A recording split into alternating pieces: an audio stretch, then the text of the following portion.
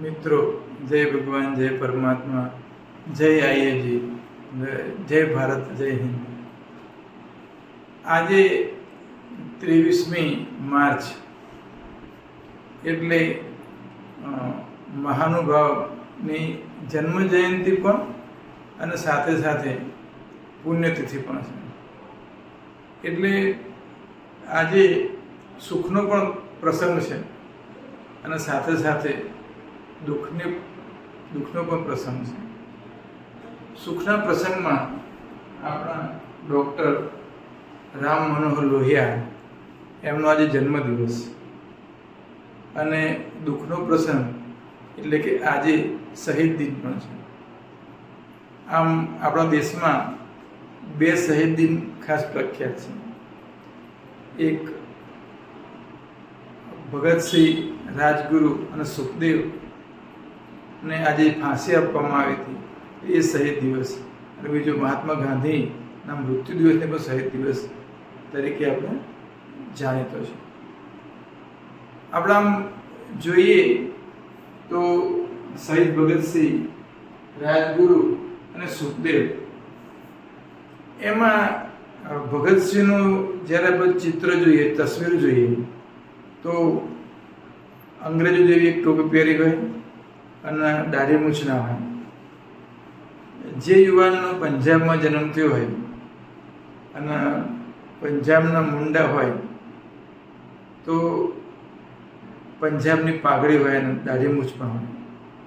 પણ આપણને જે ફોટો દેખાય છે ને એમાં એ વસ્તુ જોવા નહીં મળતી. એની પણ એક વાત છે કે આવો ફોટો, આવું તસવીર, આવું કેમ થયું હશે? તો એની એક વાત કરું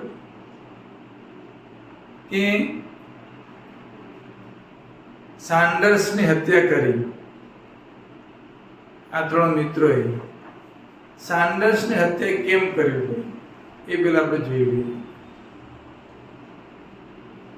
માત્ર 22-23 વર્ષની ઉંમરે આ ત્રણ મિત્રો ફાંસીના માંચડે લટકી ગયા, હસતા હસતા.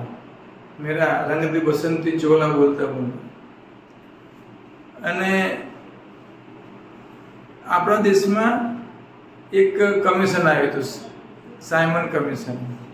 અને આ સાયમન કમિશન એ ભારતના બંધારણનો સુધારો કરવા માટેનું કમિશન હતું. પણ એ કમિશનમાં એક પણ સભ્ય છે ને એ ભારતના નહોતા. એટલે આપણા લાલા લજપતરાય એમણે કીધું ભાઈ તમે સાયમન કમિશન ભલે આવે પણ અમારા એની સભ્ય હોવા જોઈએ. તો એ વસ્તુ માન્ય ના રાખી તો લાલા લજપતરાય એકદમ શાંતિપૂર્ણ આંદોલન અને રેલી શરૂ કરી. રેલીના આગળ પોતે હતા. ત્યારે અંગ્રેજ અધિકારી જેમ્સ એ સ્કોટ એણે એવો આદેશ કર્યો કે એ જે રેલીના જે માણસો હતા, સૌથી આગળ લાલા લજપતરાય હતા, એમની ઉપર લાઠીચાર્જનો હુકમ કર્યો. અને એટલી બધી ખરાબ રીતે લાઠીચાર્જ કરવામાં આવ્યો. અને સૌથી આગળ લાલા લજપતરાય હતા, એમને એટલું બધું લાઠીચાર્જ વાગ્યો એમના શરીર ઉપર અને લાલા લજપતરાયનું મૃત્યુ થયું. ત્યારે આ ત્રણ મિત્રોએ વિચાર્યું કે જેમ્સ સ્કોટ જીવતા ના રહેવા જોઈએ. તો જેમ્સ સ્કોટની હત્યા કરવા માટે એમણે પ્લાન નક્કી કર્યો અને ભૂલથી જેમ્સ સ્કોટના બદલે સાન્ડર્સની હત્યા કરી નાખી.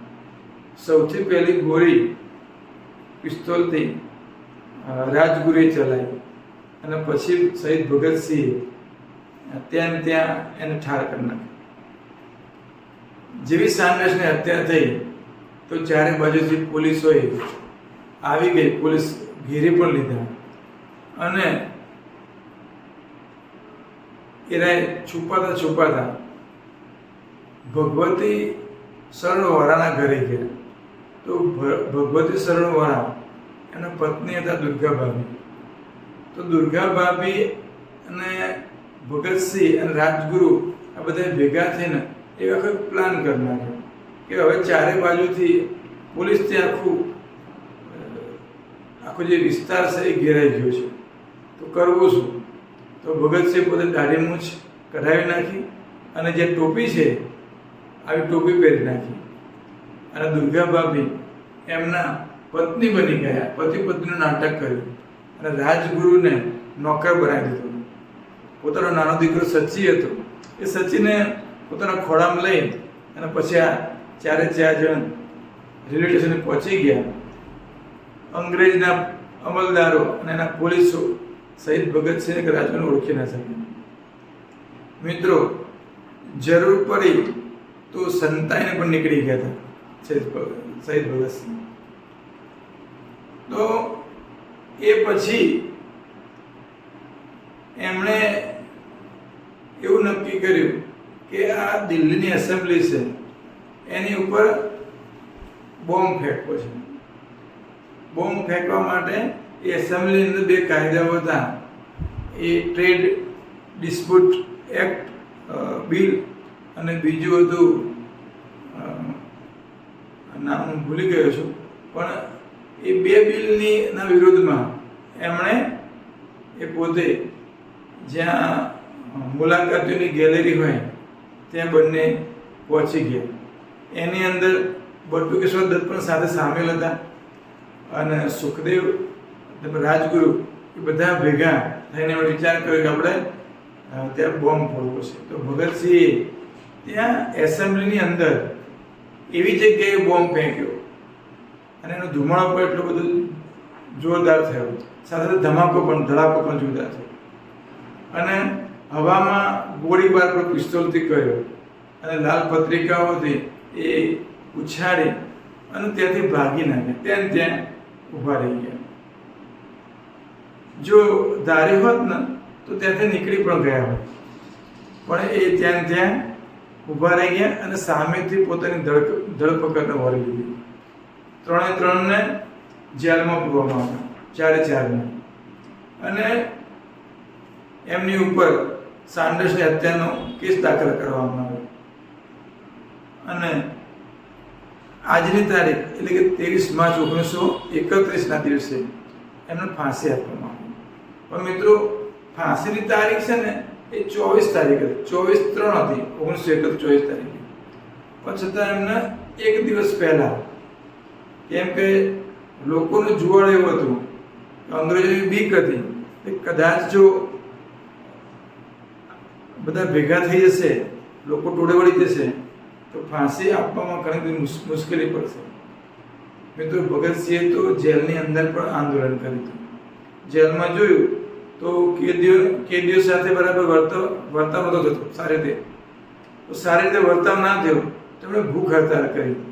116 દિવસ ભૂખ હડતાલ ચાલી. અને જતીનદાસ કરીને એમના જે મિત્ર હતા એ થોડા દિવસ થયા, લગભગ 60, 65 કે 70 દિવસ પછી એનું મૃત્યુ પણ શહીદ પણ થઈ જાય છે એ ભૂખ હડતાલમાં. 116 દિવસ સુધી એટલે જેલમાં રહ્યા. એમને જોડે સુધી દૂધ આપવામાં આવતો નહોતા પીતા અને ત્યાં પણ એમણે આંદોલન કર્યું. આ જ્યારે ફાંસીની આપવાનું નક્કી થયું તો અંગ્રેજોએ શું કર્યું કે એમને ફાંસી આપ્યા પછી આગલા દિવસે 23 તારીખે ફાંસી આપી દીધી અને ત્રણે ત્રણના મૃતદેહને અગ્નિ સંસ્કાર કરવા માટે જેલની પાછળ જે દિવાલ હતી એ તોડી અને પછી એમને ત્યાં સતલજ નદીના કિનારે એમના મૃતદેહના અગ્નિ સંસ્કાર આપવામાં આવ્યો. અને ત્યાં લોકો આવી જાય છે તો બધા અંગ્રેજ અમલદાર અને પોલીસવાળા ભાગીને નાસી જાય છે.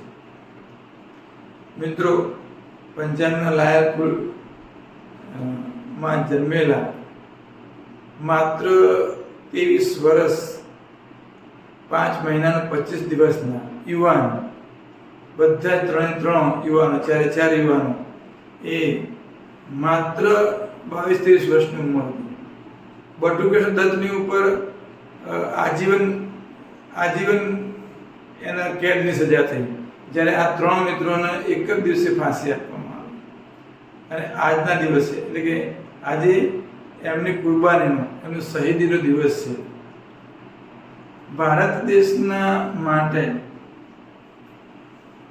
એવા લોકોએ, એવા યુવાનોએ આ પોતાના જીવનની પણ પરવા કર્યા વિના એ ધાર્યા હોત ને તો દિલ્હી એસેમ્બલીમાંથી બોમ્બ ધરાવો કર્યો એટલે નીકળી ગયા હોત.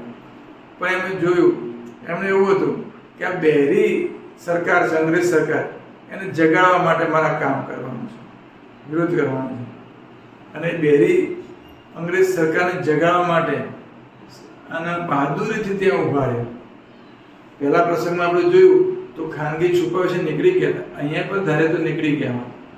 હવે નક્કી કર્યું કે ના, ભાગવું નથી અને શહીદી વળી લીધી.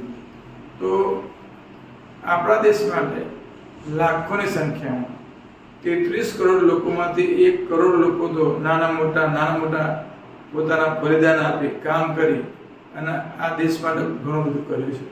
તો આપણે ખરેખર યાદ કરીએ અને એમની શહીદીને ભૂલવા જેવી નથી. પણ આપણે બધા જ 80 વર્ષ હજુ વીત્યા છીએ અને આપણે ખરેખર એમના બલિદાનને ભૂલી ગયા છે. એમણે જે ઈચ્છા હતી, એમણે જે નક્કી કર્યું હતું મગજમાં કે મારા દેશને કઈ રીતે આગળ લઈ જવો છે, દુનિયાની આગળ લઈ જવો છે, એના માટે પહેલાં તો આઝાદીની જરૂર છે. આ દેશમાંથી અંગ્રેજો જવા જોઈએ. અંગ્રેજો જાય પછી આપણા દેશમાં આપણું જ રાજ્ય આવે, ત્યારે જ આપણે દેશનો વિકાસ કરી શકીશું.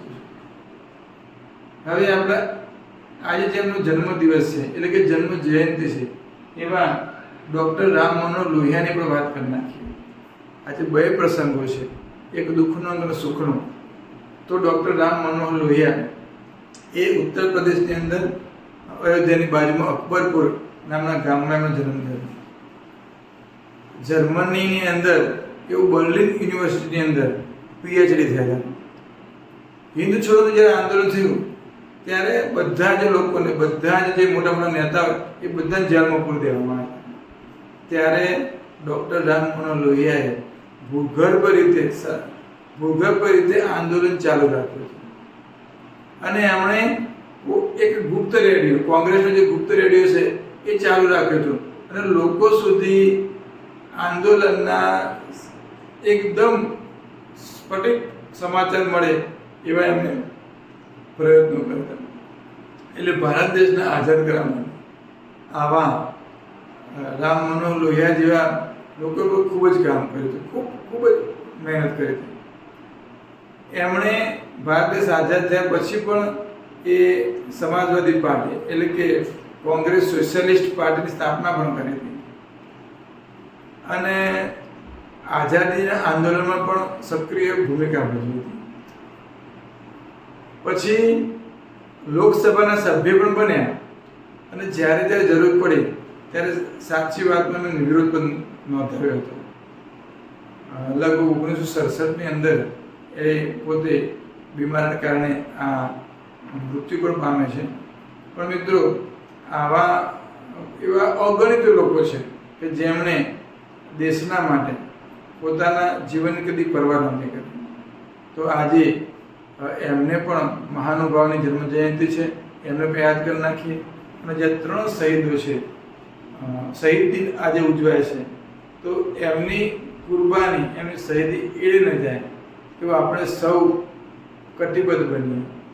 આપણે 80 વર્ષના સમયગાળામાં આપણે ક્યાં પહોંચ્યા છીએ, હજુ શું જરૂર છે, એમણે કેવી આશા, એની કેવી અપેક્ષાઓ રાખીએ અને પોતાનું જીવન કુરબાન કર્યું હતું એને યાદ કરીએ અને ભારત દેશને દુનિયાના વિકસિત દેશોની લાઈનમાં આપણે લઈ જઈ શકીએ. એના માટે એ કિંચિત પ્રયત્ન કરશું ને તો જ આ જેટલા બી આઝાદી પૂર્વ જેટલા બી મહાનુભાવો શહીદો છે, પોતાના જીવનનો ઉછાવર કર્યા છે, એ બધાને આપણે એના જે બલિદાન છે એ એળે નહીં જાય. બાકી જો આજની પરિસ્થિતિ આપણે જોઈએ છે દેશની, ત્યારે એમ થાય છે કે આ શહીદો એ જે વિચાર સાથે આ દેશ માટે જનૂનથી દેશભક્તિ બતાવી હતી, એમાં આપણે ખરેખર ઉણા ઉતર્યા છે. દેશની અંદર બહુ બધી સમસ્યાઓ, પાર વગરની સમસ્યાઓ હજુ પણ છે, બરાબર. તો યુવાનોએ ખાસ આ 3 યુવાનોની શહીદીને વિચાર કરી ભલે પોતાની જિંદગીમાં આનંદ પ્રમોદ કરો, પણ સાથે સાથે દેશભક્તિ માટે, દેશના માટે કંઈક કિંચિત કંઈક કરીએ એવું આપણે વિચારવું જોઈએ. આજે આ 4 મહાનુભાવોને યાદ કરીએ અને કંઈક એવો આપણા મનમાં સંકલ્પ કરીએ કે દેશ માટે આપણે કંઈક એવા પ્રયત્નો કરીએ જેથી દેશ અવ્વલ નંબરે દુનિયાના 10 દેશો પ્રથમ 10 દેશો હરોળમાં આપણે લાવી શકીએ. અસ્તુ. જય હિન્દ, જય ભારત. ભારત માતા કી જય.